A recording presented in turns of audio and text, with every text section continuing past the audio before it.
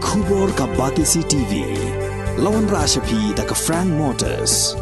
I am Tata Punch. Price starting at 5.80 lakhs.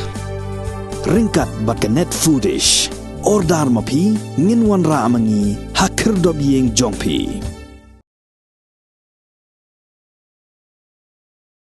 Kaseng New Trap National Liberation Council kalarai ban pha laingut kinong yalam jongka bat arngut kinong pahara yaki ban wansha shillong nakabanta ban yakrenia suk bat ka sarkar jela kumjuru bat ka sarkar India.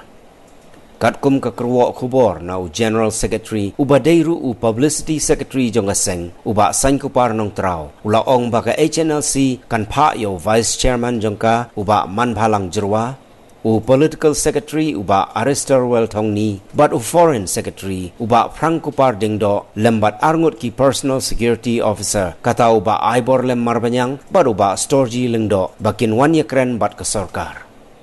Haka kerwo khubor ka HNLC kalapan kenmau ba ke jingtmu yakren yasuk kadai nado usnem arajar saw haka por baga Kongres kabat yaw lakam sensyar nrei kata ke jingtmu yakren yasuk kamshem lapoi syairu.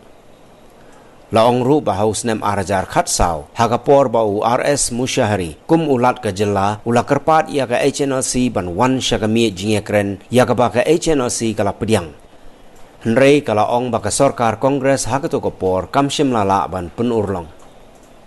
ka kerwo na uba sain kupar nong trao kala ong ba menta ka kenti hapo ka jing sensyar jong ka sarkar MDA ka HNLC ka ngei scam ba ka jingekren yasuk kan urlong no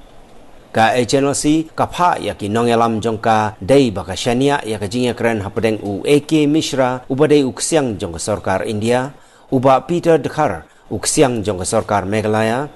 bat uba Sadon Bla uksiang jongka HNLC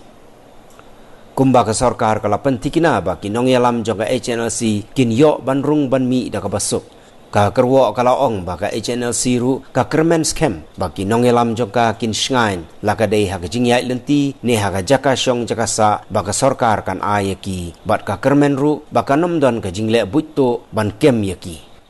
kala penpau ru balada ka jingya keren yasuk kam urlong ka sarkar ka dei ban pentikina baki nongelam kin yo ban lek pai biang syagi jaka jongki kumbalaya keren